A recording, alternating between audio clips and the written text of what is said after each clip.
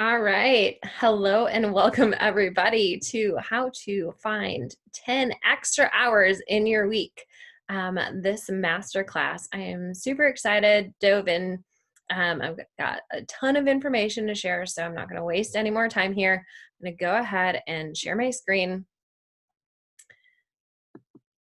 so that I can share my slides. And if you guys can let me know in the chat if you can see my screen right now. I have a big juicy PowerPoint.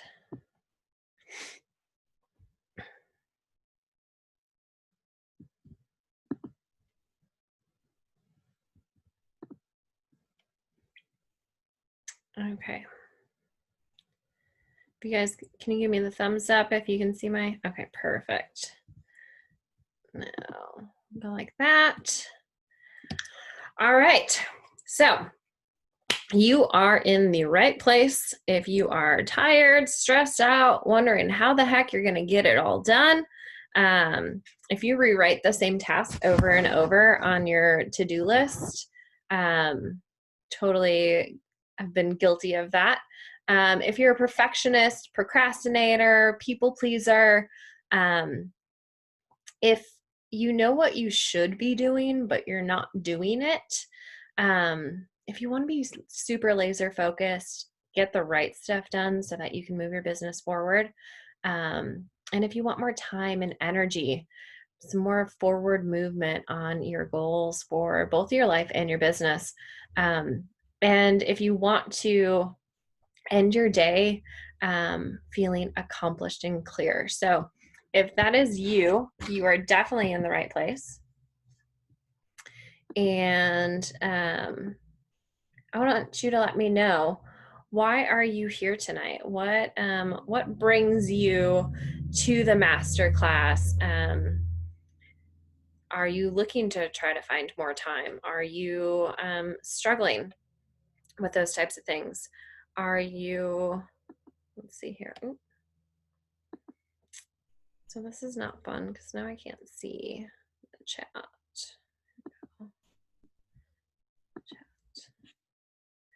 Okay. If I have the chat pulled up, can you guys see the chat pulled up or no?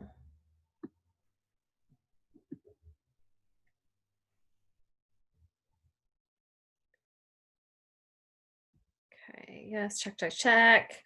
All right. Yes, time seems to be the biggest hang up, and I'm always thinking about it. Don't have it, want it. When you want it, you don't have it. When you don't have it, you want it. You stress about trying to get all the things done. Well then, sister, you are in the right spot. So, if you were to take back control of your time, who would be positively impacted? Would your partner be positively impacted? Your friends? Would your pets like to see some more time with you? Do you have any kiddos? Who would be positively impacted? How would your business be positively impacted if you had more time? Would that be a big win for you? All of the above, yes.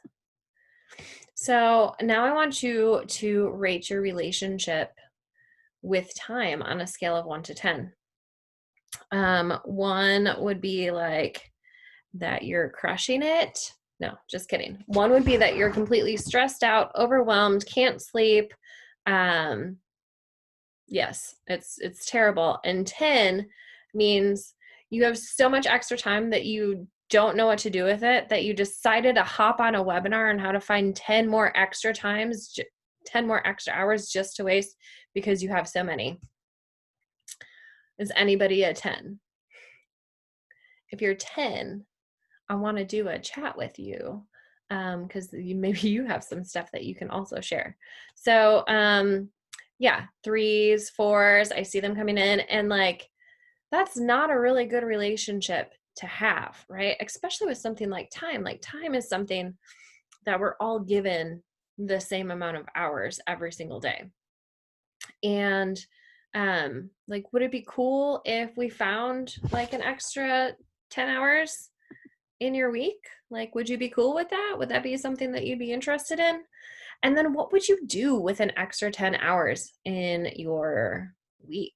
Like, would you take a nap? Would you take a day off? Go to the spa? Like, what would you do with that extra 10 hours? I know finding some extra time, some extra me time, the person doing all of the doing. Go get some margaritas, maybe take a yoga class. So awesome, because it's good to know like what we're gonna do. Organize your home and have more fun. Yes. Oh, and a cluttered space and a cluttered home can totally weigh on you and drag on you. Yoga, husband, quality time with the kiddos. Yes, absolutely. Yes to all of those things. So hopefully by the end of today, we'll be able to identify some areas where it will free up some time, some space, some mental time and space as well. Like, even if, I know I said 10 hours, but even if you're, if you're already pretty good with time, but like, even if we found 5 hours or even 1 extra hour a week, like, would that be a win for you? Like, if we took 1 hour today to talk today and you're able to find 1 extra hour every single week, I mean, that would be almost 7 full 8-hour work days if we found 1 extra hour. So just think about that. And I'm totally sure that we'll be able to find more than one. So like I said, we're going to cover a lot of stuff here, but like, that'd be a nice little bonus vacation, right? So we're going to look at this and we're going to like hop in this as investigators. We're going to put on our investigator hats and look at all of the different areas of our schedule, our tasks, our thoughts, and see how much time we can open up for you. Obviously, this is a class. We're not working one right now, so I can't dive into all of the specifics and nitty gritty. Plus, you kind of need to do some assessments and whatnot to really get a good grasp on this. But by the end of this class, you'll have an idea and the tools on what you can do to start moving forward so that you can start finding that extra time. So today, oh yeah, I worked with one client, and just by making one simple tweak in her to-do list, we freed up 20 hours a month just from one simple tweak. There was a task that she was like agonizing over and didn't want to do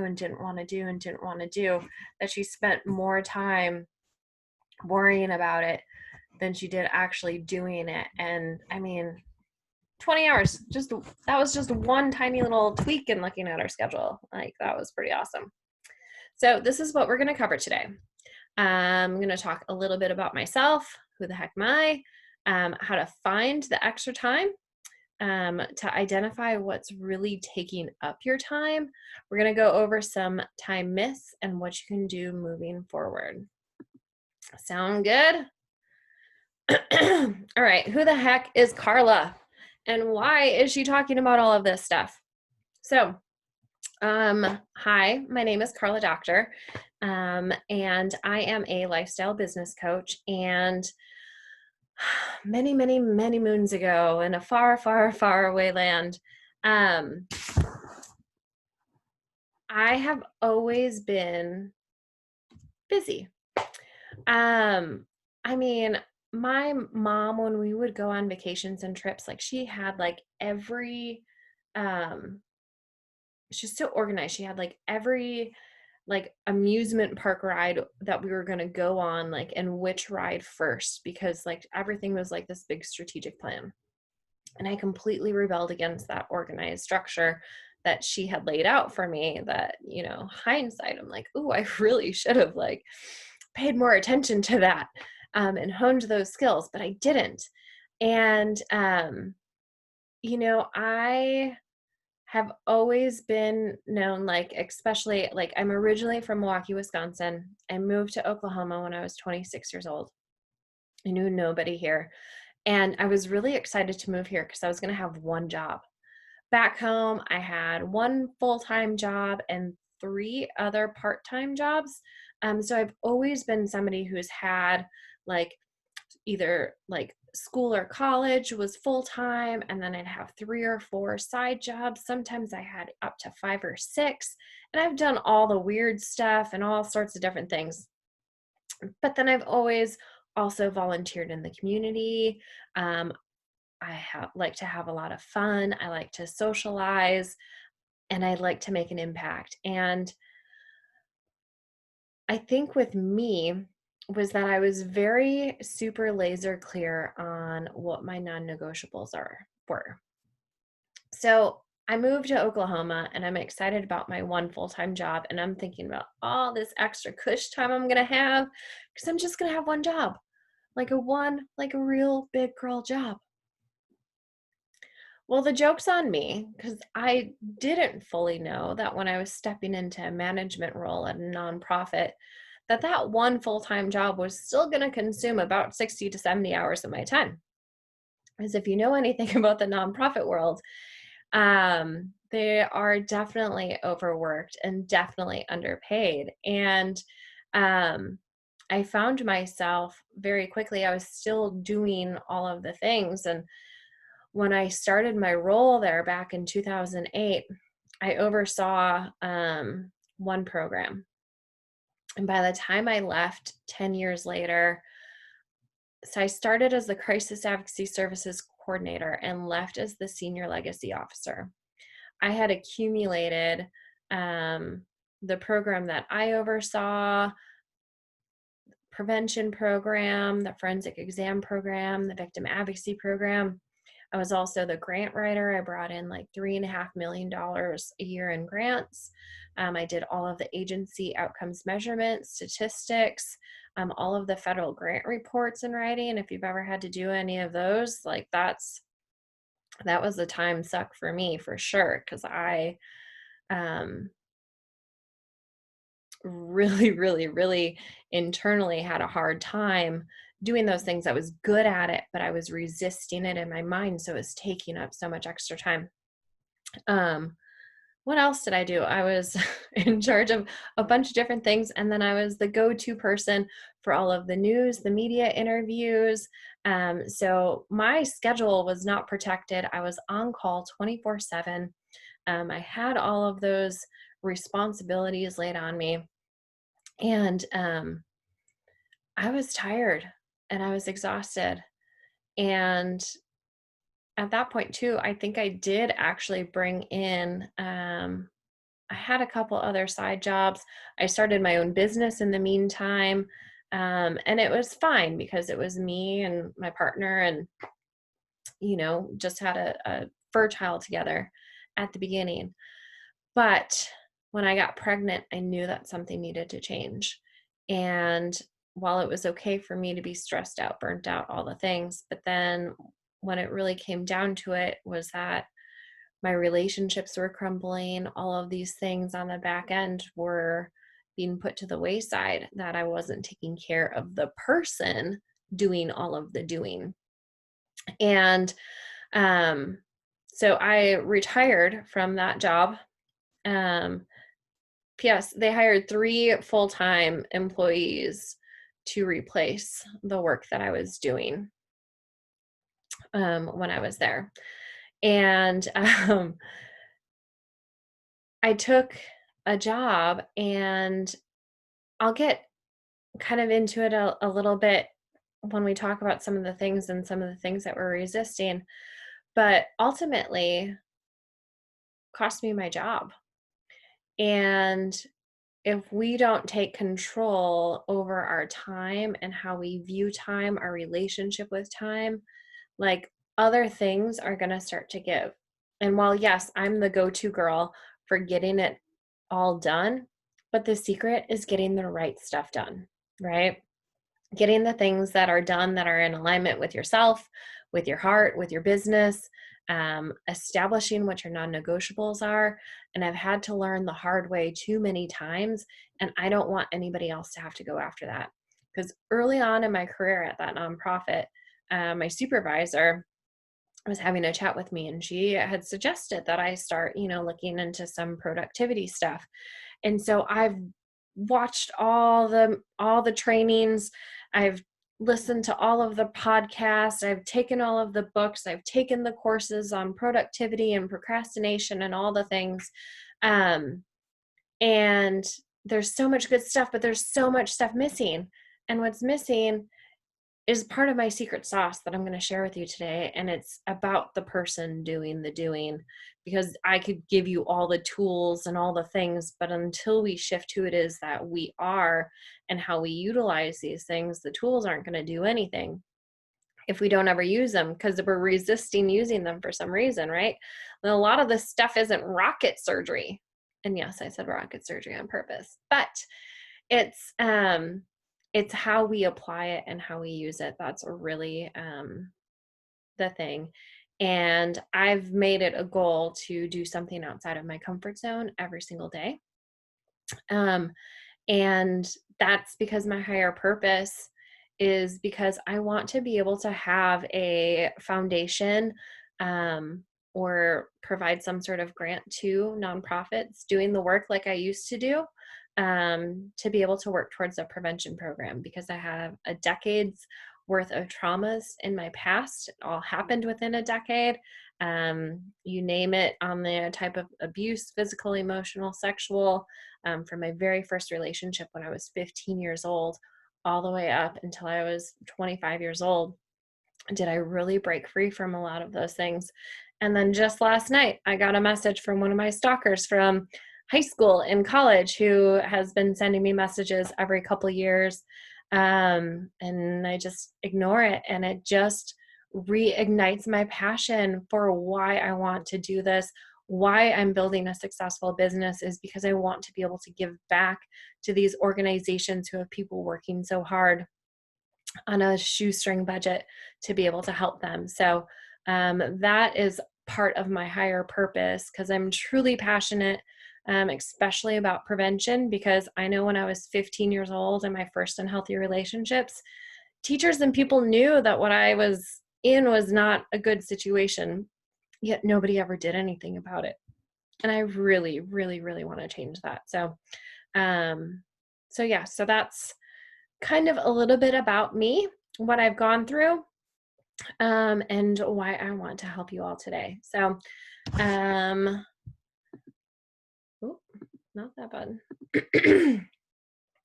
So together, I want us to set an intention, that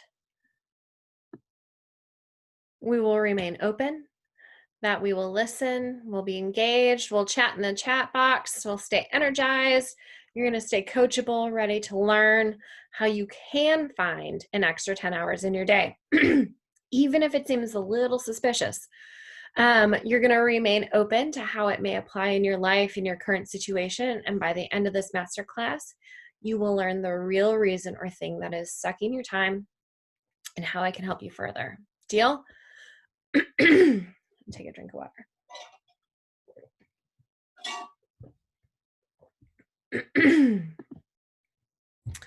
So I feed off of your energy. So if you can, turn your cameras on. If not, no big deal, but please try to participate in the chat so I can feed off of your vibes and your energy. Now look at the camera and raise your right hand and repeat after me. I will remain focused, engaged, and ready to learn. I am worthy of taking this time to better myself, my business, and my life. And by the end of this class, I will discover how I can take back hours of my time. Done and done. Okay, I just want to check in with my notes and make sure that I am not missing anything. Okay, let's get started. So let me know in the chat. Are you a procrastinator? Are you a people pleaser? Or are you a perfectionist? Or if you're all three, you can just type all three. All, yes.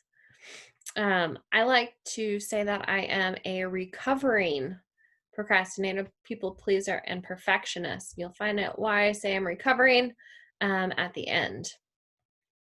All three, but improved a lot. Okay. And do you catch yourself saying things like, I don't have enough time, I'm not good with money, time flies by, I'm distracted, I'm not confident, I have ADHD? Do you find yourself saying kind of these I'm statements followed by something that's not really desirable? Okay. And if you have anything else that like I've missed, like feel free to add those into the chat or private message me, um, just so I can better help you. Um, but a lot of these things, I just kind of wanted to get the feel for where exactly you're at right now. Random the. So we're going to fix those things for y'all. So this is what's up next. How to find the extra 10 hours in your week. So the first step is ask better questions. So some of you may know one of my favorite coaches and mentors, James Wedmore, and he says all the time, the quality of your life is based on the quality of questions that you ask. And if you want a better life, ask better questions. And it took me such a long time to actually get what he was trying to say. We had these like group coaching calls and all these things. He'd say, ask better questions, ask better questions. And I'm thinking it was in relationship to like, and ask him a better, that's from Tony Robbins. Got it. So like, I would like go into the groups thinking that I had to ask like a better question about what I had a question about, but not that I wasn't asking myself better questions. So when that light bulb went off and I was like, duh, yes. So instead of thinking like, can I actually really find extra time? Instead of asking that question, it's asking the question of how can I? How can I find an extra 10 hours in my week? If you were challenged to answer either one of those questions, how can I find 10 hours? You will go through with the lens open to find those 10 extra hours versus if you went in thinking, can I really find 10 extra hours? Do you see the powerful shift and that difference there between how it is that you're asking that question? So it's like the answer to that question is like, hell yes, you can find 10 extra hours in your week. But it's looking at like, how can I get my time back? How can I get more stuff done? What can I do? You are the only person that is in control of you. We can't change others. We can't time travel. We can't mess with universal laws, but we can control what we focus on and what we make important. So if it's important to you, you will be able to find those things. And I'm going to have a ton of questions that I'm going to pop through as I'm talking. Some of these are like journaling prompts. Some of these are questions from some of the tools that I already have inside my program, Venture Life Society. But just so you know, I'll be asking a ton of questions and you will have access to the replay of this until Thursday evening. So Thursday, October 1st. Or yes, you will have a limited access to the replay here. So the second step, after we've like got our mind right that we're going to ask ourselves better questions. The next step is to be a detective with your time. So the most important thing that you can do if you are looking to find more time in your week is to do a time tracker and an assessment. And let me tell you, all of my clients, they have so much resistance against this. And it's almost like they know, but they don't want to be called out on it. Because they know that they're spiraling down the social media rabbit hole or binge watching Netflix or doing laundry halfway through the day. and not making the phone calls or not doing the thing.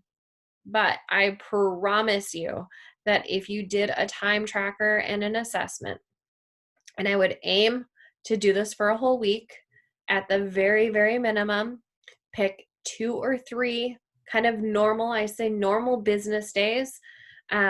Like normal as in it's not like you're attending a 3-day virtual summit, right? Just kind of your average every day. And then also do it on the weekends, especially if you're working on the weekends or if you're looking to enhance your friendships, relationships, love life, any of that. I would definitely time track on the weekends as well. So just what I would do is grab a sheet of paper or a notebook or an Excel spreadsheet, whatever kind of person you are, and I would time track and I would do it for 24 hours in a day. My time tracker, I started at 5 a.m. and then goes all the way until 4:30 a.m. is the last entry time. But and just block it off in 30-minute increments. And just every day as you go through your day, carry that sucker with you. Are you driving someplace for work? Are you on phone calls? Did you get lost in time? Taking a shower, preparing your meals, grocery shopping, traveling to the grocery store. Document every single thing. And this is so, so, so important because remember before what we talked about and why it was important for you to find 10 hours. We will find 10 hours in your week if you document and track all of those things, because there's a better, faster way to do it for some of the things that we're doing. But then also once we get into some of the head gunk, we're going to eliminate a lot of that too. So track your time for an entire week. Don't judge it. Don't judge yourself. Don't try to get super organized this week that you're tracking, because then that's not going to give you a really big, accurate depiction of what are some real tweaks and some real time savers that you can find. Or if you already know what they are, be sure to document that. Let me know whatever kind of wins you have when kind of going through this work. So track your time for a week. Don't judge it. Let it be what it is. Don't talk bad to yourself. Don't get angry with yourself. Just let it be what it is. Then I want you to go through and highlight all of your time wasters. So after your assessments are done, you'll go through and you'll identify your time wasters. And here is a big list of some time wasters. Oh, yes, I know. I don't have time to track it. See, and that's the thing. And my clients, they're like, oh, I just can't. And what if you forget? It's okay if you forget, right? You have your stuff, you mark it down, and then next thing you do, you sit down next to the computer and you look and you're like, oh man, I didn't mark off the last 2 hours. Just write it in, right? It's just, a couple little boxes that you're filling in. It shouldn't take you more time. And just think of like the give and take, right? It's like you took that time to sit here today, and it would be a complete waste of your time if you sat here today for an hour with me on this masterclass and then didn't do a time tracker to really identify where it is that you're missing that time. So these are some of the time wasters. These are some of the things that we want to pay attention to. Getting lost in social media. Used to be so guilty of that because I would post on social media, but then I would scroll through, or I would get a notification and then I would go and check, oh, how many likes do I have? And then I would go in and then I'm scrolling and then I'm going to reply and then I come back out and then, ooh, I watched somebody else's video and I commented on it. But then that spun me into another video and another video and another video. Next thing you know, 2 hours have gone by. And for the 15 minutes maybe that it probably should have taken me to post, do a couple engagement stuff so that, trick that algorithm. Or like Pinterest. Pinterest is a time suck. I used it to plan my wedding. And that is it, because I could get lost in there forever. And when I get my business on Pinterest, I'm totally going to be hiring that out, because I know that I will totally get sucked into the spiral of all of the beautiful shiny objects, and I'll want to read all of the things and take all of the courses and take all of the quizzes and learn all of the things. So I know those things about myself. So now I do not do them. Checking your notifications, answering the phone, responding, right? We'll talk about multitasking towards the end. How much time are you spending there just sitting there worrying about not having enough time, not having enough money when you go to pay your bills?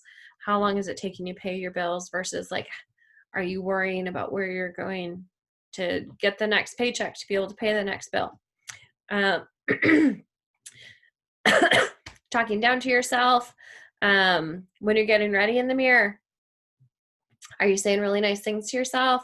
Are you saying like, oh, I'm so chubby, or oh, I wish that I didn't have this, or oh, my nose is this, or blah, blah, blah, blah. Paying attention to those things. Are you trying on 45 different outfits? I know when I used to actually have to leave the house and not wear leggings every single day, I would try on 15 different outfits in the morning. It would be a whole thing. It would take me an extra hour. And I'll give you some things that we can do later on. Stressing about how much time you don't have. We talked about that earlier. We put that in the chat. Doing the little tasks and not the big ones that are actually moving the needle in your business. How much time are you spending knowing what you need to do and still not doing it?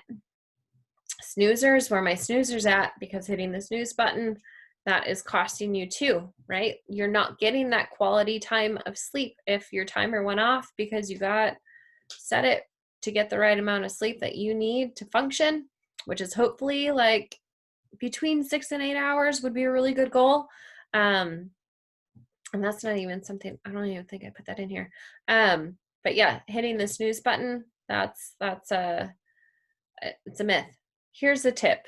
If you're a snoozer, a tip that I did was, that's the one thing you never did.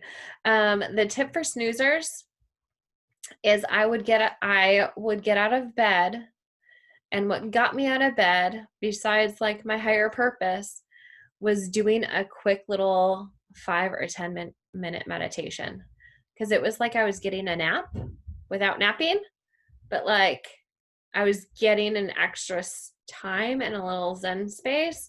That after my meditations, I was always super jived up and energized that like I could conquer anything. So if you're a snoozer and you're watching this, wake up, get out of bed, or just sit up while you're in bed and just listen to a quick little meditation, and you will pop on through your day after that 5 minutes of extra snoozitation, we'll call it, and save yourself that time. Multitasking, that is a myth. We'll get into that. Binge watching, mom guilt or partner guilt or any of those things. How much time is that draining on you? Grocery shopping, do you just kind of peruse the shelves or just kind of go around? Or are you very focused? Do you like stare at the cabinets and open up the fridge and say, oh, what am I going to eat today? What can I make? What can I piece together as you're looking in the cabinets? Are you cleaning up or tidying around the house or doing dishes when you should be sending emails or reaching out to people or following up or creating the program that you've been wanting to create? Are you doing household chores during the day instead of those things? What else? So as you find new time wasters, be sure to let me know if there's anything I missed on this list. Let me know in the chat too. After that, you also want to look for like what things on your task list are kind of like the busy work that you're doing. That's not technically the right things that you know that you should be doing. Identify all of the things that you're saying yes to. Hint, everything on your schedule, everything that you're doing, you're saying yes to it. You're saying yes to those things, and for every yes, for everything or person you say yes to, you are saying no to something else. How long does it take for you to make an important decision? So keep that kind of on your mind as you're going through the day and paying attention to that. Um, do you plan your day in advance or do you just wing it day to day? And what tasks are taking you a really long time to complete? Um, I worked with one client, she's a photographer, and she was spending, and she's like, oh, I'm spending way too much editing these images. But it wasn't like the fun edits, it was just like the basic, like color, focus, like kind of like her branding of like styling, which is something that she could totally tell somebody else, like, do this, this, this, and this. It was kind of a very simple process. But to do that for, 200 photos on a photo shoot was taking hours and hours and hours of her time. And she was part-time. She only wanted to put in 10 hours a week. And she's spending 8 or 9 of them editing one photo shoot. Well, where's her time to do her social media, her marketing, her messaging, reaching up, doing one-on-ones with clients, scouting places, having sales conversations? Like, there's no more time left for that. Well, then she found out, decided to hire it out. She got like a VA, an editor VA, who can do those things for just a couple bucks. Like, it's not going to break her bank, and it's saving her 8 hours of editing for every single photo shoot. Like, that's worth it. She could get on 4 more clients, right? Because now her time is more free. Um, and really identify the tasks that you are avoiding. And this was a big one for me. So, like, what are the tasks that you write down on your to-do list? So, if you're a daily planner person and you write down your to-do list every day, what are the tasks that you are writing the next day, the next day, the next day, the next day? Or what are the things on your to-do list that are way up at the top and you haven't crossed them off yet? You write a bunch of stuff down on your to-do list just because you want to mark it off, but it's still those few things that are just lingering at the top of that list. Yes, email. That's a big one. And decision issues. Yes, I would overthink the crap out of something. And successful entrepreneurs, we got to make quick decisions. Time is money. And if we think about when it comes down to a decision, think about, like, what are you afraid of in either situation? So I would ask my clients, like, what's the best case scenario and what's the worst case scenario? And am I okay with both? Okay, well, this is the best case scenario. I'm obviously totally fine with that. This is the worst case scenario. And yeah, while it would suck, um, I would learn my messaging or I would learn something. So it's like, if you call it out right away when you're come to the fact of making a decision, which photo to use, what post to have, what type of program or offer to put out there into the world, like, you're only postponing your success, and then it's draining on you. And like, these decisions and this worry and this fear, like, that shit's heavy. Like, it's not light and flowy, like, checking emails or those types of things. Like, the decision making, like, it drains on your energy and your focus, and that takes you away from, like, you being able to do the special thing that only you can do, for you to bring your secret sauce into the world. So that was my side tangent on that. And then we've got, the third step is thought assessment. So now we're going to put on our detective hat, with our thoughts. And I thought it was cute. I'd thrown the detective stuff, but I forgot to tell you, my actual, like, schooling degree is criminal justice psychology and forensic science. So when I grew up, when I was a kid, I was going to be CSI before it was a popular TV show. And then realized that I have way too much anxiety. Being robbed and held at gunpoint in college did not help. Way too much anxiety to go into law enforcement.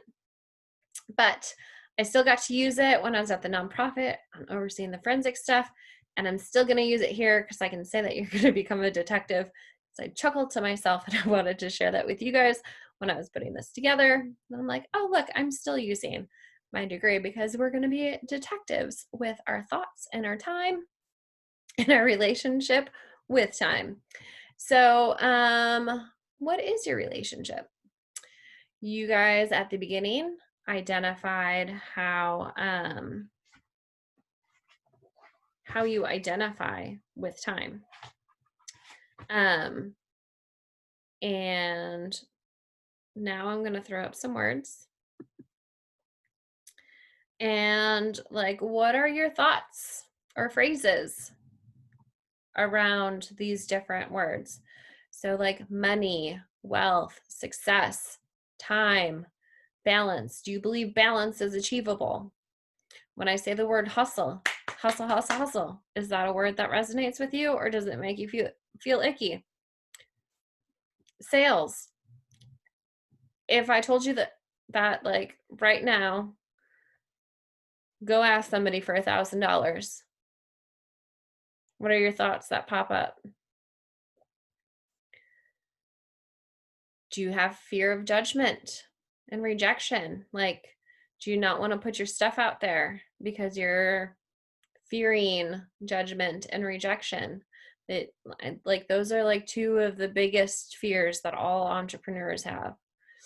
It's that fear of being seen and being judged and that people aren't going to like you, right? Going kind of back to that people pleasing, or the rejection and the abandonment and having to do this all by yourself and people not wanting what it is that you have to offer, right? Public speaking, do you love it? Do you hate it? Doing Facebook Lives, is that something you love or something you hate? Technology, love it or hate it? Some people are like, oh, I'm so not techie. I can't handle the tech stuff. I can't do this because I can't put together a website. I can't do that. I can't do this. Do you feel like you need to sacrifice? Do you have any mom guilt? Does the term entrepreneurship, does it light you up or does it feel heavy? What about hard work? Do you believe that you have to work hard in order to be successful? What about New Year's resolutions? Are they a joke to you? Are they serious? Do you do them every year? Do your goals have to start on January 1? Can you start a goal on September 28th?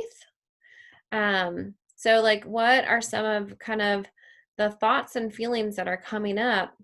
And, you know, take a screenshot of this and like do some journaling and some reflection on like what comes up for you when you look at each and every one of these words and see what's happening. Because if we have a hard time around sales per se, if you have a hard time asking somebody for $1,000, right? And say you have $1,000 program that you want to offer. Well, you're going to have a lot of resistance around that, and you're going to do everything you can to procrastinate and perfect and to do all the things to avoid yourself from being put in the position to ask that person for the sale. So it's not just going to be that like asking somebody for the sale and like having that one-on-one conversation. No, this is going to be a long time. This is going to be a long waste of your time if you have a hard time asking somebody for the sale or for money, because you're not going to schedule the phone conversations. You're not going to schedule your masterclass or your opt-in. You're not going to put your information out there because you're avoiding that major thing that's happening at the end.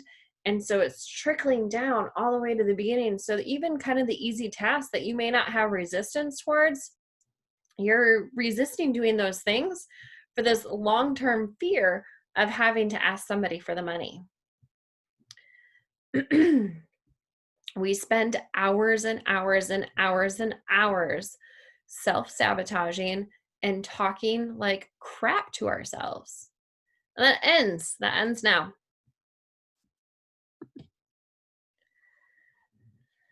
And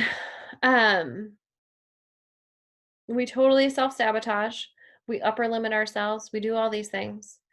And, when I asked you all of those questions at the beginning about like, are you a procrastinator, perfectionist, people pleaser? The difference is are you those things or do you do those things sometimes? Right? And when we say, I'm a people pleaser, I'm a procrastinator, I'm always late, I'm not confident, I can't do live videos, I can't make sales, and we say all of these things that we can't do or that are hard for us. This is hard. I can't do tech. I want you to keep a list of all of the things that you say that you can't do. And in fact, this is a good little bonus little thing for you. Make a list of all of the things that you can't do. And then after you write a list of all of the things that you can't do, I almost like don't want to tell you right now. I should just like have you send me your list. But basically, after you have your list of all of the things that you can't do, then I want you to go through, I want you to look at it, and I want you to cross out the word can't in every single one of those situations because it's a choice. You won't. I won't do this. It's not that you can't, it's that you won't. You won't do those things. So be very, very careful on your language and the things that you say that you are, or just rephrase it in a way to say, sometimes I procrastinate. That's different than I'm a procrastinator because you're making a declaration as a part of your identity. And like these identities that you're taking on by saying, I'm a procrastinator or I'm a perfectionist, are then affecting your behaviors. And then your behaviors are going to influence your results. And your results are then going to verify and tell yourself, yes, I am correct. Haha, at last, I am a procrastinator, right? Like it's just going to go through this vicious cycle. So how you identify is going to affect how much time you have, how much success you achieve. It's going to affect your health. It's going to affect your wealth. What you focus on persists. And so if our energy is going towards that lack, I don't have enough of, or if it's negative, then that's exactly what you're going to get. And one of my favorite quotes is by Henry Ford, whether you think you can or can't, either way, you're right. And so that's going back to that list of things that you can't do and cross off. It's a choice. You won't do them. And yes, there are things that we should delegate and things that we are business owners and we're good at the thing it is that we do. And like I said before, when I was at the nonprofit, there were a lot of things that I was capable of doing, but it wasn't like the thing that got me out of bed in the morning to write a grant. Like I was excited that we could bring in money, but like I was like, I'm not a grant writer. I'm not a grant writer. And so I would say that over and over and over in my head. I'm not a grant writer. I can't do this. I had to rephrase that. And like, I got a lot of validation and affirmation from my bosses and things like that to help me shift my perspective. But when we're business owners, we don't have those other people cheering us on, helping us get out of our little boxes, right? So I absolutely love that quote. Well, it's a super blurry picture, but I'm sure that you guys have heard of the self-fulfilling prophecy, right? So this is going back to what it was that I was just talking about. Our beliefs are going to influence our expectations. And so what we expect is about to happen. So I believe that I don't have enough time. I'm setting the intention into the world, and I'm going to expect that I don't have enough time, which is going to influence my behavior, which means I'm going to start procrastinating or self-sabotaging and doing things or doing the busy work and not the right tasks, which are going to influence my results. And so my results are going to be like, I ran out of time, I was late, I didn't get it done, which then verifies to your brain, like, see, aha, at last I was right. And so this is an ugly, vicious little cycle that we need to break. Everything in our world, I love all the random those. Everything in our world, um, everything in our current reality is a result of a thought. Like, no one thing in this world didn't start off as a thought. Creating the iPhone started as a thought. Post-it notes, it was somebody's idea. Sharpies, brilliant. Paper, laptops, ring lights, all the things. Every single thing in this universe started as a thought first, and then it became a reality. So think about the power between your thoughts and how that has influence on you.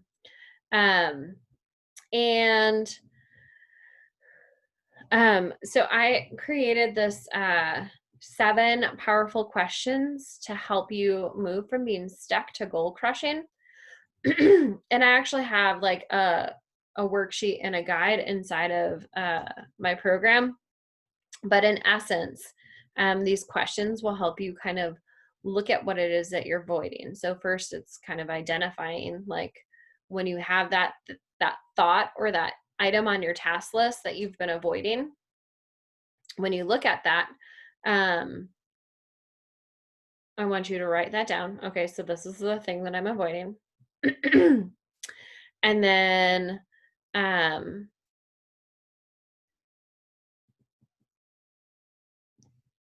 like, where's my questions? Hold on.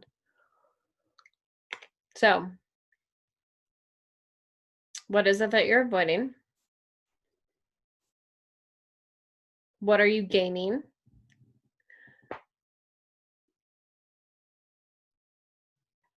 What are you gaining by not taking action? What pain is associated by not taking any action? Okay, I lied. Here it goes. What is the thing that you're avoiding? What is the pain that you are associating with the action? What are you gaining by not taking action? Like, you'll have to be really honest with yourself here. You're getting something out of it. Otherwise, you wouldn't be doing it, or otherwise you would have done the thing already. So what are you getting?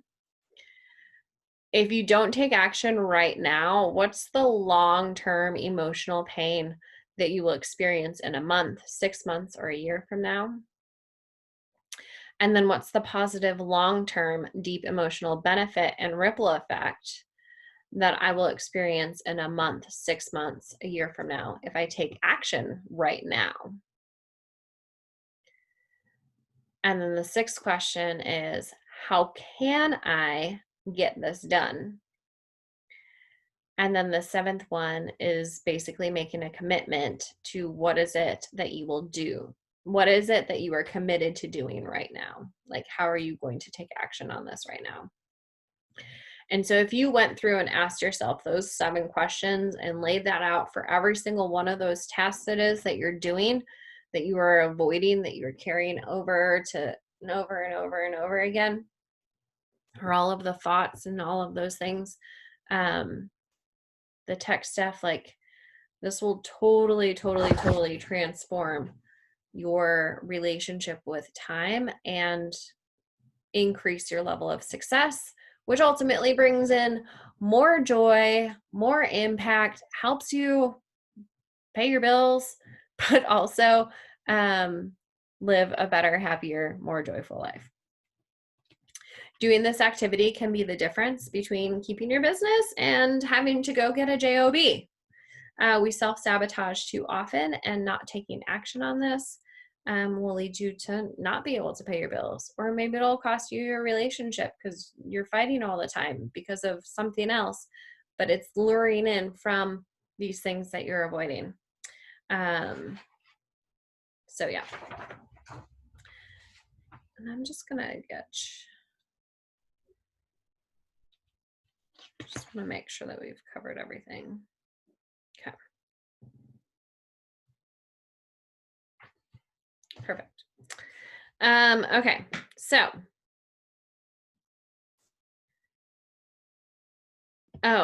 here's a deep example of this. that I told you that I was going to tell you about later. So I used to have to call people who were late in making payments on their dues. And I absolutely dreaded doing this. I felt super sleazy. I felt salesy. Like I was partially paranoid because I had certain retention goals that I had to have. So, like, if they rejected me and said that they didn't want to renew and that they didn't want to pay their dues, even though they're like 6 months past due, I felt like a debt collector, right? Like nobody wants to make those phone calls. Maybe some debt collectors do. I did not want to make those phone calls. Um, and do you think that I spent several hours procrastinating on this and avoiding it like the plague? And I would put it on my list on something to do first thing Monday morning, right? Because nobody wants to answer their phone on Monday morning. But I never did it because I talked myself out of it. And then I found myself doing busy work and, oh, I'd respond to this email and, oh, I'd go do this. And, oh, I'm going to make whatever. Oh, there's a networking event. I'll go do that. But I procrastinated and I avoided, and then it would come and it would be Friday and I was like, oh, I didn't make any of my calls and I need to make these calls. But like there's so much heaviness behind making these calls. I dreaded doing this. And I had all of these like freaking stories in my head about rejection or feeling slimy or that fear again, that lack mentality. And that fear that I had totally did affected my job. It affected how I spent my time. It affected my confidence. It affected my level of joy within the job, which corresponded into other areas of my life. And then it totally played into my reality and affected my job as a whole, and even lost that job, right? So, like, all from these stories. And I wish that I would have had this tool back then, because this would have been able to either open my eyes to do things on my own terms and say, this is not something that I'm comfortable doing, and renegotiating, or taking control and realize that I wasn't being salesy, right? Like people voluntarily, like they wanted to be a part of this organization and it was a thing. And totally got into my head about it and cost me my job, y'all. So don't let that happen to you. And now I want you to do the lemon test. So this is fun. So if you still don't believe me on how powerful our thoughts are, we're going to do the lemon test. So I want you to see this big, juicy half of lemon on your screen. And I want you to put your hand in front of your mouth and I want you to close your eyes. And I want you to believe that you're holding that big, fat, juicy half a lemon. I want you to squish that lemon a little bit. I want you to look and see all the juices flowing out and dripping out. Now I want you to stick out your tongue and lick that lemon, lick that half a lemon. And now I want you to open up your mouth and I want you to shove that half a lemon in your mouth. I want you to suck in all that juice and swirl it around in your mouth and just like chew on the fleshiness and suck that lemon juice out of that lemon. And now I want you to open your eyes and tell me, did you salivate? Were you salivating? Yeah. Yes. Yes. I salivate. I started even before I even started telling the story, right? It's like I knew it was coming and my mouth is all like, so like this is how powerful our thoughts are, right? Like you knew that there wasn't a lemon in front of you. You couldn't even smell it. I didn't even have you pretend to smell it. But you knew there was one in your mind. And a rule of the mind is that emotion will defeat logic just about every single time. So if you can tell yourself that eating a lemon, if we can tell yourself that you're eating a lemon and you can make saliva, can we all agree that what we tell ourselves affects how we feel and the results that we're going to get in our life? Yes, the sourness, cringed. Yes, I know. And it's like some people like totally torment their kids with the lemon things. I was watching, I think it was called like Working Moms or something. It's a hilarious TV show um, on Netflix. And they had like a lemon party where they took all of their like 2 or 3 year old like little toddlers to go video their kids eating lemons. I was like, that sounds terrible. I will never do that to my kid. Never say never, but you know, I know that I wouldn't appreciate it. And so if you're gonna lie to yourself, let's at least tell ourselves some better lies, right? It's not that you're fat, dumb, ugly, that you're not confident. It's not that you're a procrastinator. It's not that you're a perfectionist. Like, let's just tell ourselves a better lie if we're going to lie to ourselves anyways, right? I mean, if we can believe this other crap, like we can believe something better, right? Um so and really like side note, like working one-on-one or like getting into like our community and Venture Life Society or like a coach can really help you break through some of these thoughts. So like if you're noticing, like take an inventory, have a thought journal, write down all of the things that you're saying to yourself because there's something in that.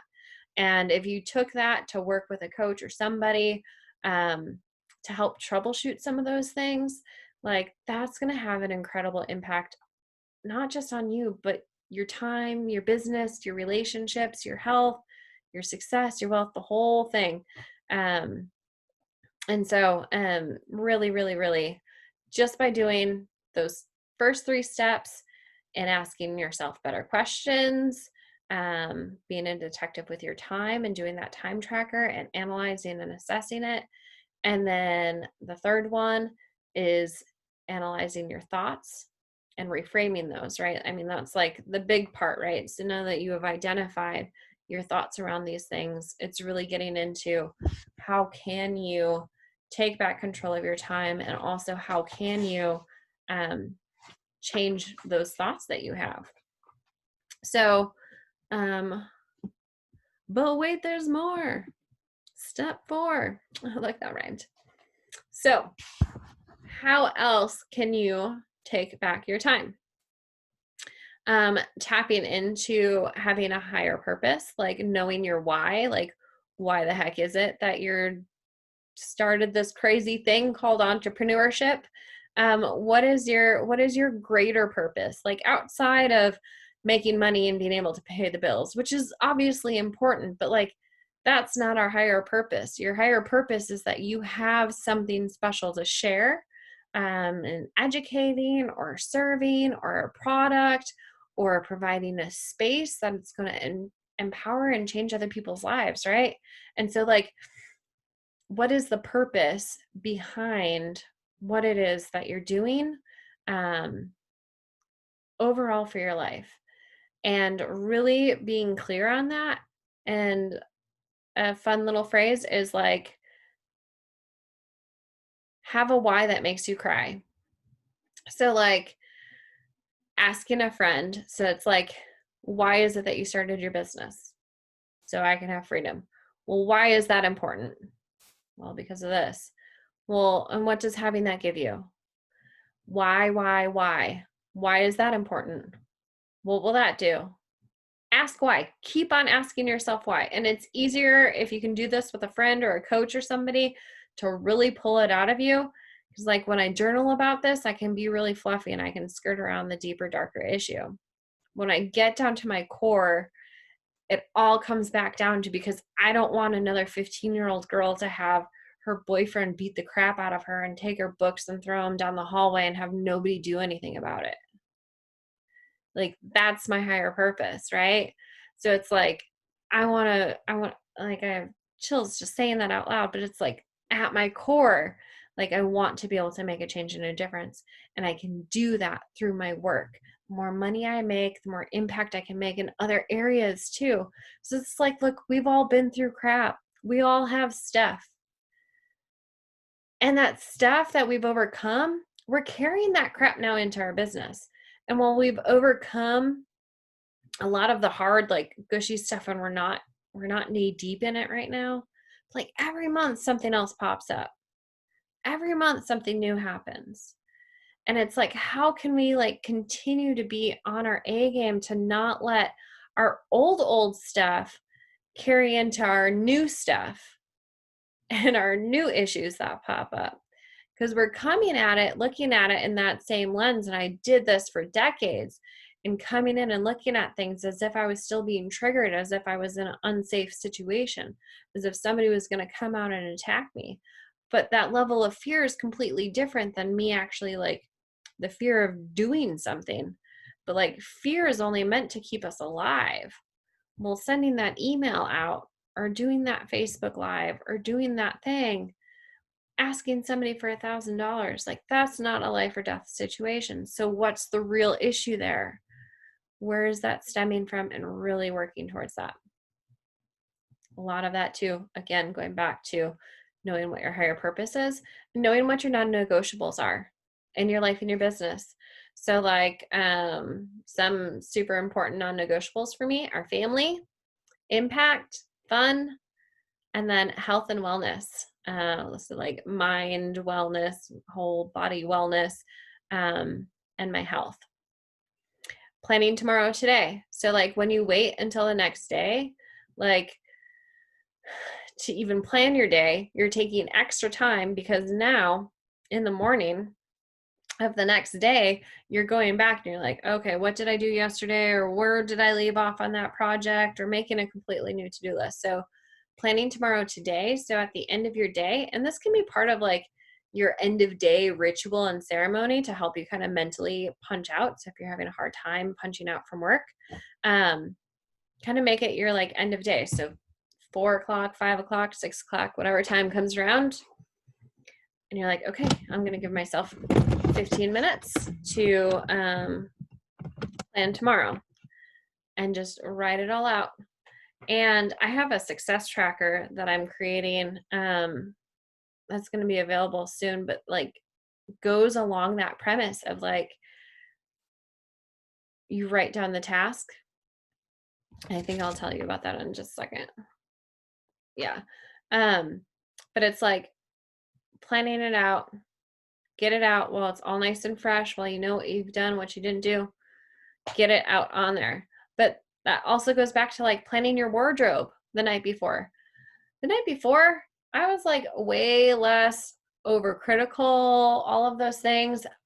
For whatever reason, at the end of the day, when I would get home from work and I'd take off my work clothes, before I put on my yoga pants, I would go and I would have everything. I would pick out an outfit, I'd try it on. For whatever reason, I didn't have to try on 15 outfits at night before I went to bed. I only had to try on 15 outfits in the morning before I left for work. I don't know what the difference is. But then I would lay that out. I mean, why do you think Steve Jobs wore the same dang thing all the time? Right? Like helping with like that quote unquote decision fatigue, which may or may not be real. I'm not sure. I could totally see how like not having to make a bunch of decisions. Oh, and going back to the decision thing, here's another thing too. If you've experienced some form of trauma, I used to associate all the time making a decision with something bad happening. Even if it was like, do you want to go to this restaurant or this restaurant? I didn't care because I didn't want the burden of the responsibility that if we went there and the food was bad, I would feel that burden. And so if you've experienced something terrible, because I would associate, you know, I decided to go to this place and I was robbed and held like gunpoint. I decided to date this person and this happened. Or, he finally let me make a decision and then I, had some crap happen to me. Or I was judged, or I decided I like really wanted to go to this restaurant. I was really excited. And then, I convinced all of my friends to go there. And then like the service was bad and we got food poisoning, right? So it's like I associated things that were bad by making decisions. So I had to identify like, look, it doesn't matter. Like things are going to happen. however it is that they're going to happen, however it is going to play out. But like making a decision to go someplace, if something bad happens, it's not your fault, right? Like we have to take responsibility for the things in our lives, but like you don't have to be to blame. And we can remove ourselves from being a victim to making a decision, um, and stepping into that. So I hope if that helps anybody, I hope it does. But that was a really, really, really, really, really huge um, realization. There goes the ring light. Yeah, hate choosing restaurants. I'm like, oh, I just like, I'll be fine either way. It's all food. I love food. I'm probably not going to be mad. But like, I don't know. What do you want to eat? I don't know. What do you want to eat? And I want to please the other person. And I don't want to make a bad decision. Other people's agendas. So, quit working on other people's agendas. Wake up, checking email, checking your social media messages, text messages, scrolling through any posts, see what your responses are. That is not the best use of your time, especially for most people. You're either a morning person or you're a night owl, right? If you get most of your clear focus time in the evening, and that's where you're the most creative, then by all means, get your mundane stuff done in the morning. But if you're more creative in the morning and have more focus, like do your creative stuff in the morning and save your mundane tasks for later on in the afternoon and the evening when you don't need to like create something or like send out that email, right? Because it's like, when I say send out that email, I mean like crafting and creating an email to send out to your list, not just responding to other people's messages or looking at all of your opt-ins for all of the lists that I know that we're probably all on, right? And looking through all of those things. So don't do that first thing in the morning. That is working on somebody else's agenda. It's work that needs to be done, right? We need to get through our emails, but like it's not the best use of your most creative time. So find wherever your best creative energy flow is. And this might vary week to week too. I know that some weeks are like, I'm like super hyper creative one week. The next week, I'm like very task oriented. Like, don't think that like every day needs to look the same. We didn't get into entrepreneurship for mundane, right? We like a little fun and excitement sometimes. So look at those things. What does that look like? Kind of look past at some months and see if, oh yeah, you know what? Like I like was really like kind of in a rut this week. Okay, well, is it a moon cycle? Is it your, menstrual cycle? Like there are different times within a menstrual cycle, like that definitely falls into like being peak creativity, peak task oriented, get stuff done, making big decisions. And then there's a week that you can also just rest. So find whatever that cycle is or that flow is for you. And be gentle with yourself. But not every day and not every week has to be, 10 sales conversations and 10 of this and whatever else. Like ebb and flow with it. You know what works for you and you know what you're avoiding because we've already went through what you're avoiding. So if we got through that crap, now we can go through and what really works for you. Which leads to making quick decisions. We talked about that.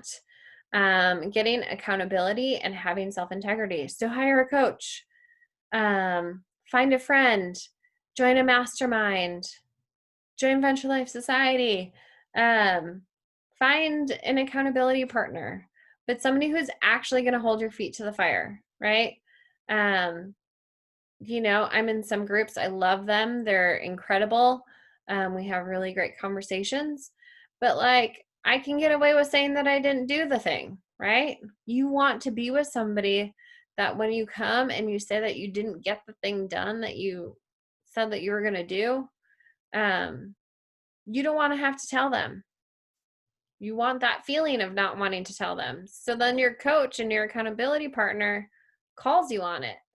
And that's so super important. That's the blessing of what coaches can do, is to really help you see through your own crap, shine that light on that blind spot, but help you do the thing it is that you say that you wanted to do. Super, super important, especially as entrepreneurs, if you don't have a boss. Like before we used to work with somebody and somebody used to harp on us and they'd be like, hey, did you get that done? Did you get that done? Did you get that done? But like now, as entrepreneurs, and if we're our own bosses, we don't have that person who's like, hey, did you do that yet? Did you do that yet? How about that? Why not? Right? You're not going to get in trouble. You're going to write me up. I'm not going to write. Oh, that would be funny. Have all of us entrepreneurs just get together and write ourselves up and just have like a bank of all of the write-ups from the things that we didn't do. Wouldn't that be funny? Or maybe it's just funny to me because now I'm losing my voice because I feel like I've been talking. Okay. Task dump. So the next big thing is a task dump, and I'm going to speed through this super fast. Task dump. So coming up with, I call it the to-list activity.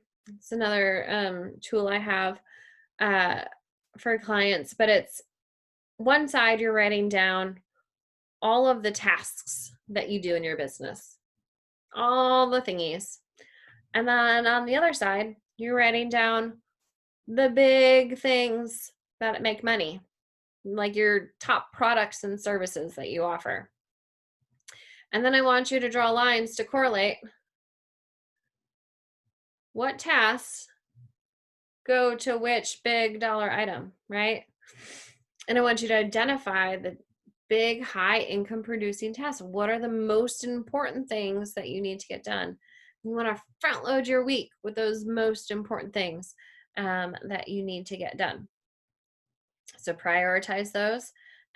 Something I also tell my clients is like uncover like your top 3 like big goals or intentions for the week, and then itemize the tasks that you need to do for those, and then plot those out. And again, front load those tasks. So if you get all the 10 tasks that will help you achieve that bigger goal, if you get them done at the beginning of the week, then Wednesday, Thursday, Friday are more fun. They're more flowy. That's when you should schedule those appointments, the one-on-one connection calls, the networking stuff.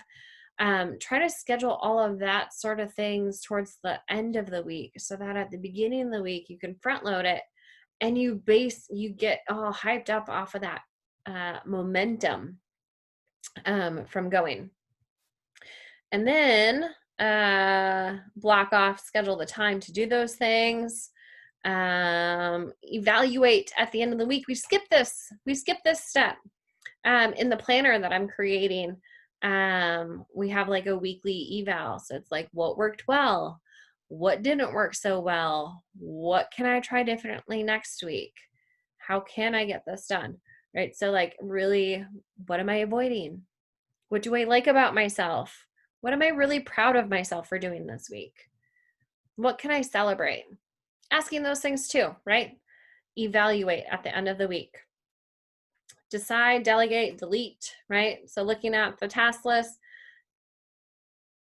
you have to decide if you're going to do it, if you're going to give it to somebody else to do, or if it just needs to go away and you just don't need to do it because it's not doing anything for you or your business.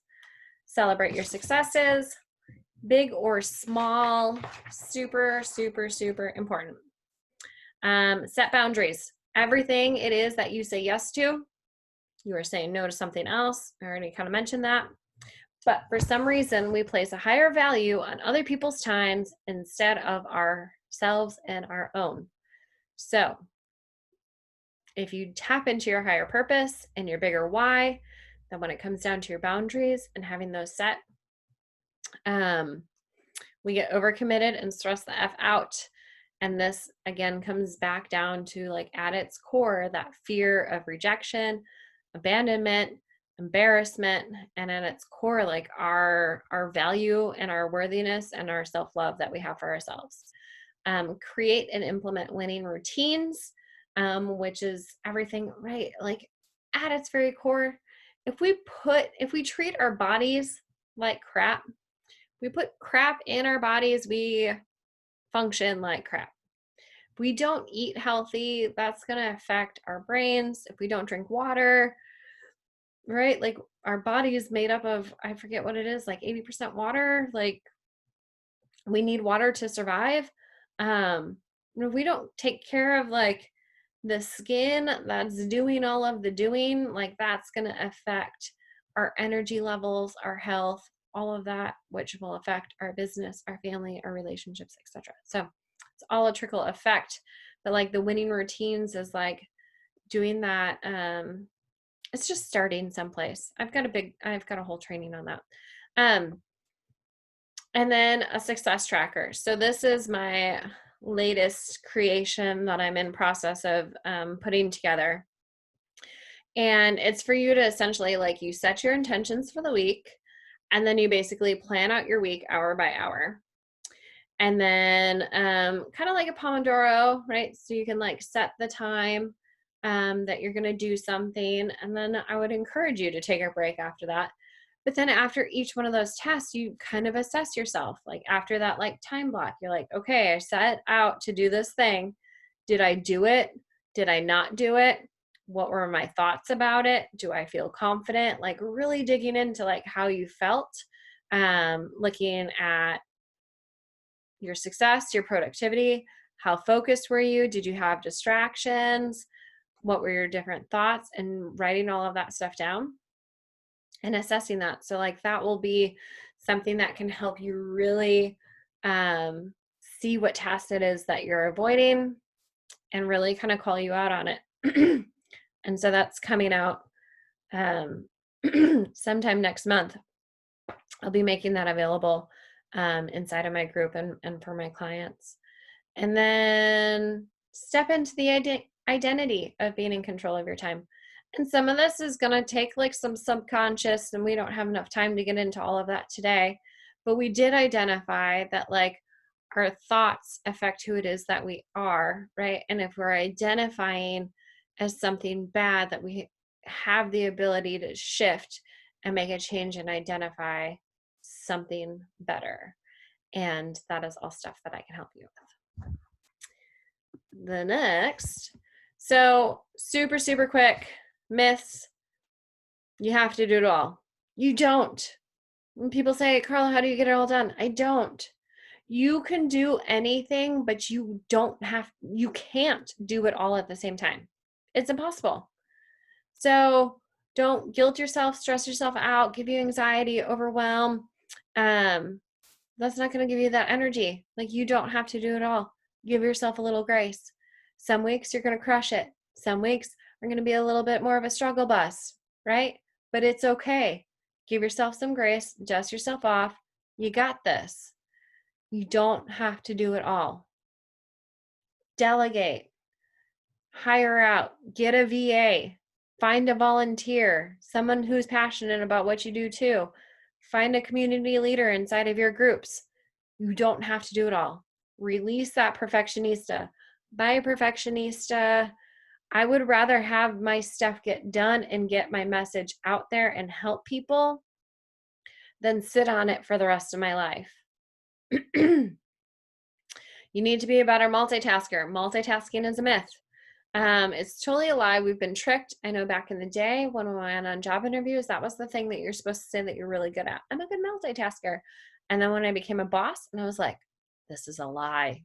Don't ever. I like gave them all like a lesson afterwards. I'm like, don't tell anybody you're a good multitasker, because that's not a good quality to have, because it actually wastes a lot of time. Because the time that it takes for you to start typing up an email, and then you get a phone call, and then you're like, hey, boop, boop, boop.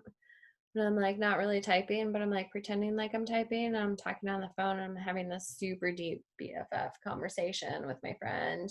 And, now it's like, okay, cool. Well, I got to get back to work. So, okay, cool. You go back to your email and you're like, what was I doing? You have to scroll up. You have to reread the entire email that was just sent to you. Now read your response that you already started because you stopped halfway through the sentence. You're like, okay, what do I want to say? And then get back into it. So that's multitasking. That's not good. Switch tasking, right? But you're like taking an extra minute or two to like get back into redo the work that you just already did. And then another notification. Ooh, somebody commented on my Facebook because I'm avoiding my email. I don't want to do my responding to emails. It's like, oh, this might be really important. Somebody commented on my thing, right? So taking off those notifications. You don't have to be a better multitasker. That should not be something. Think of it as like a computer with too many tabs open. The more tabs you have open, the slower it runs. You want to run smoothly, not choppy. You have to do hard work in order to be successful. This is a myth. If this were true, every single person in this world that works hard would be successful. Do you work hard? Are you successful?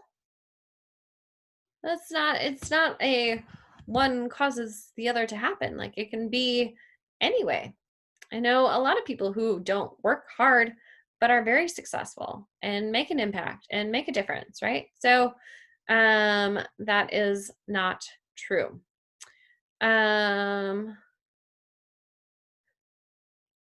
I just need another tool system, spreadsheet system thing to make myself more productive.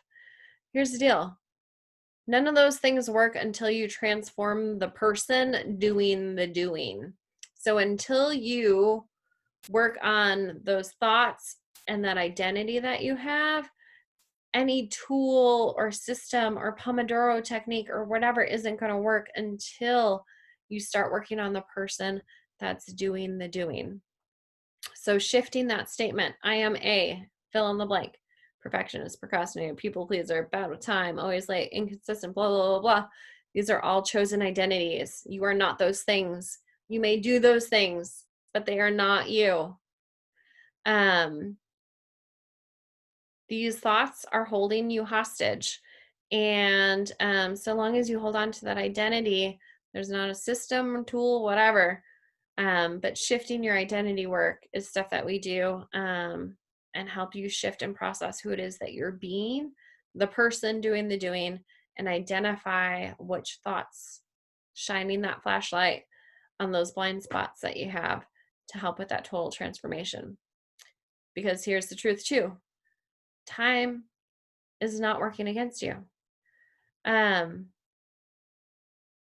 is the same for everybody. We get the same amount of hours as Beyonce, Oprah, Ellen. Time's not messing with you. It's not just picking on you. It doesn't speed up when you're having fun. It doesn't slow down when you're at the doctor's office waiting for test results. It feels that way because that's where our mind is and that's how we're perceiving it. And again, going back to that self-fulfilling prophecy, I do a lot of fun hand gestures and trying to keep it lively here. But it's time to choose better thoughts and to get better results. And it's time for us to stop defending our limitations and start fighting for ourselves. Successful entrepreneurs, we take responsibility for what we can do. And this is something that we can do. So, we've made it. So at the end of the day, you have two decisions that you can make. All right.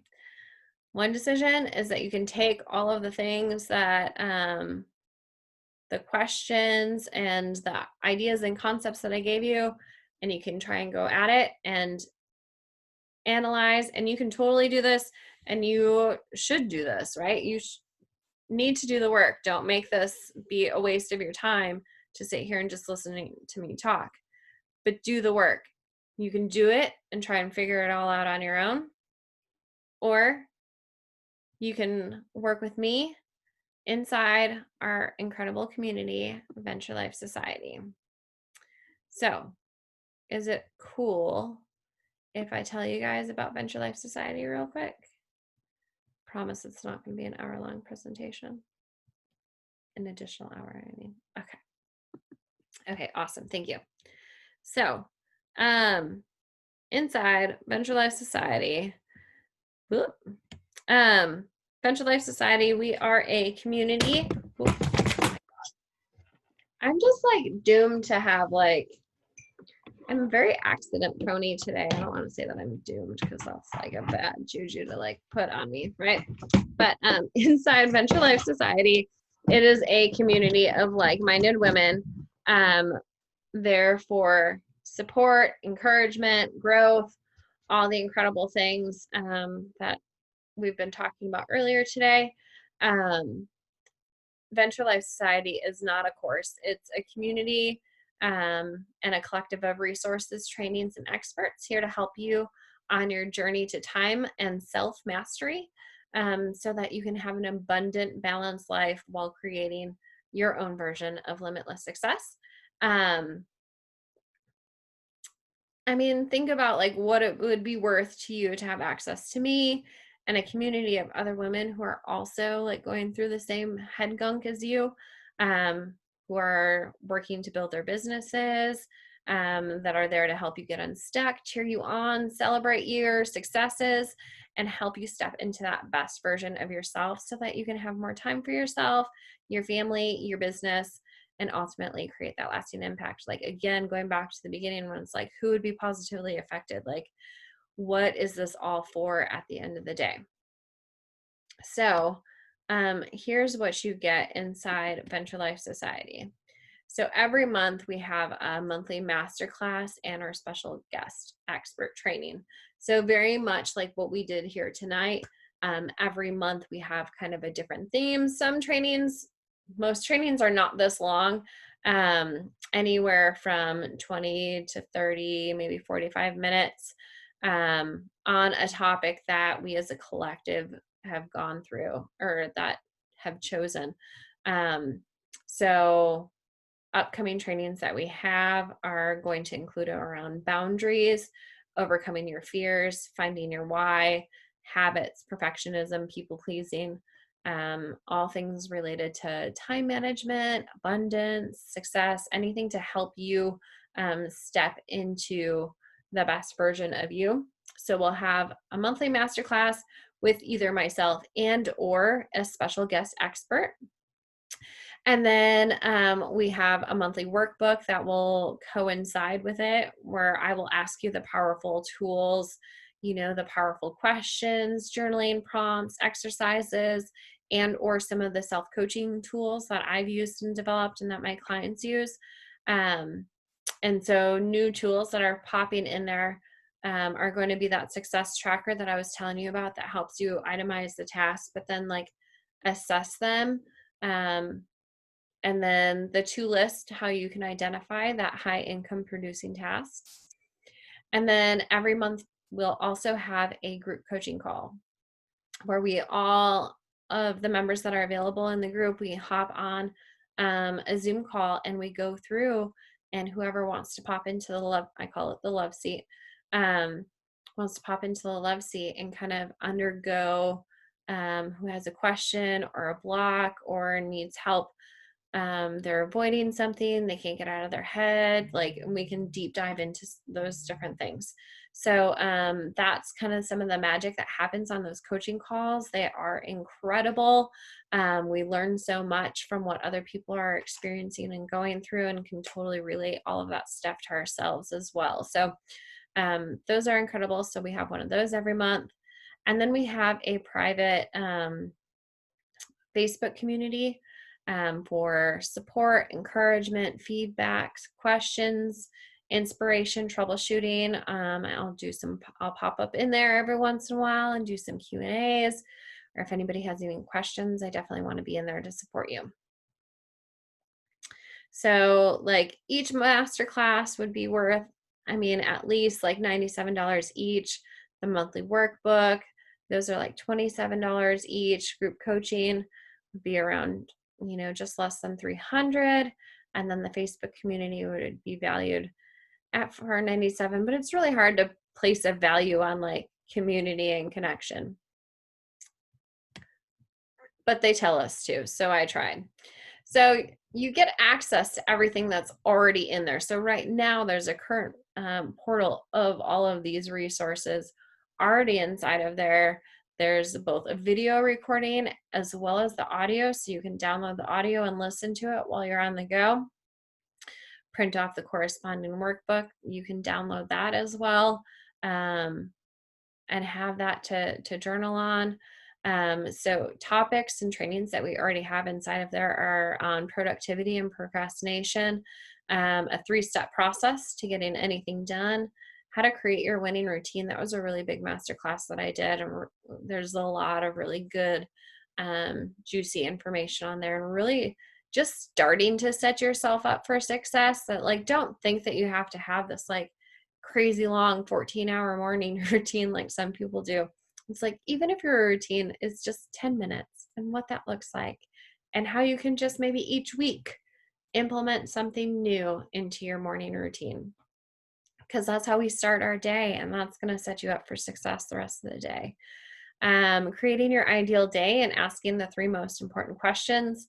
The 3 most important questions, I reference them a lot, especially when we'll be talking about our why soon again, but it's like really digging deep into our core on what's most important to us and for us to do, be, have, achieve, all of those things. How to get anything it is that you want, and helping you overcome those limiting beliefs. There's a big training in there. Unleash your inner badass. That was a special guest expert training. Training on boosting your confidence. That's another training that I've done in there.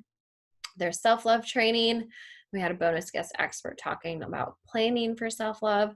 So all of that's already inside of there, training inside of there. And then additionally, like, there's the additional tools. So like the 7 important questions that I was talking about earlier, that worksheet's in there.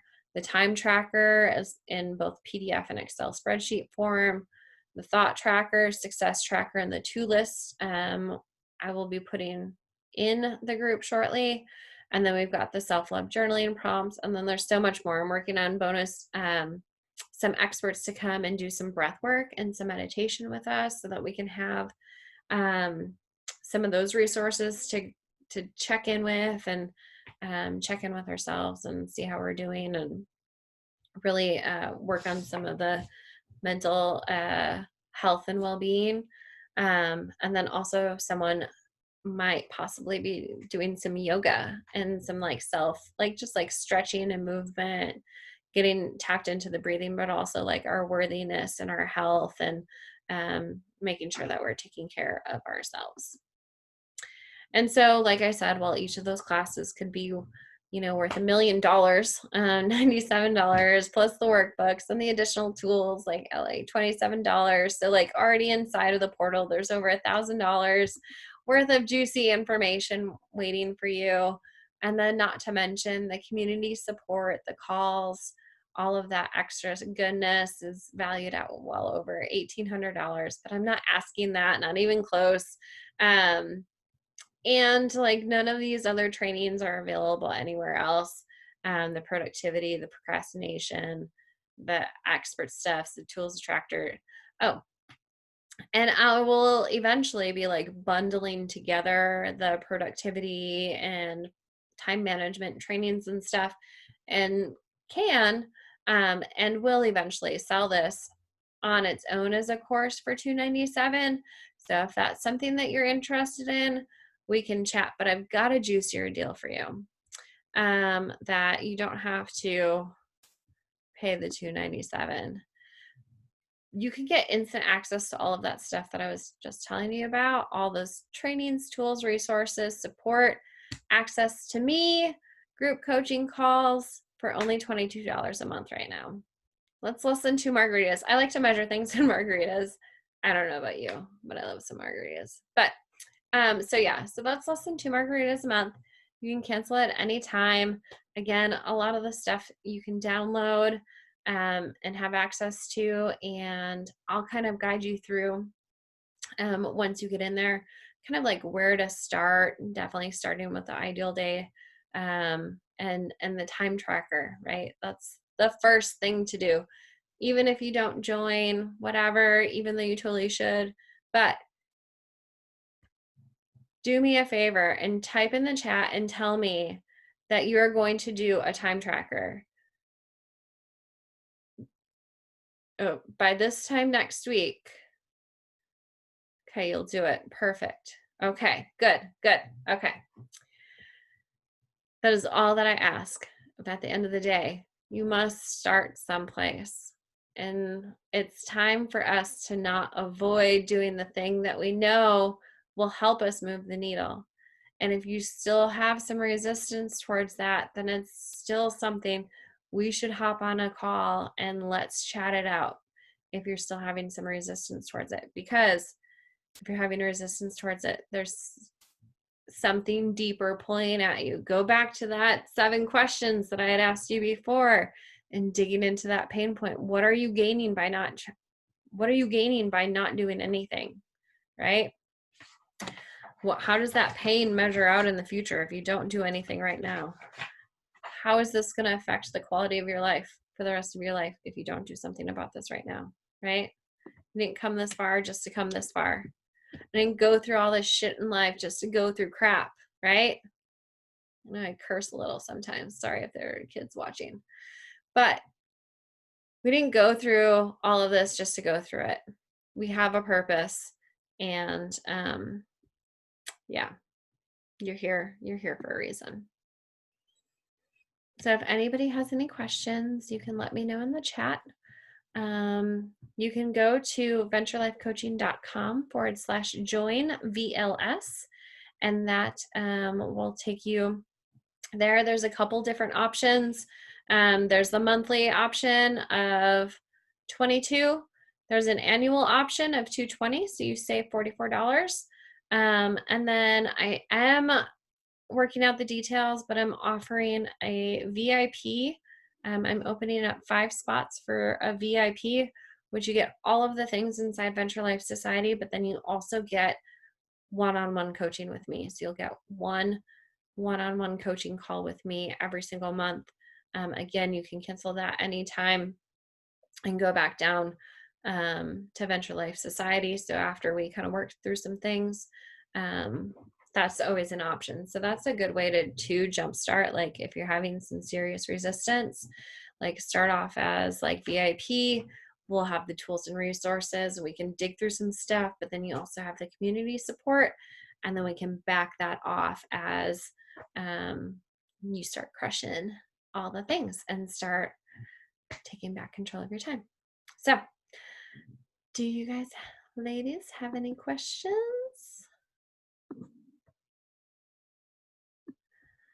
All right. Well, thank you so much for your time. I hope that you got some good value, and tell me like what's like one takeaway from tonight from all of the things. Did you have kind of like a big aha on like what might be hoarding up some of that time?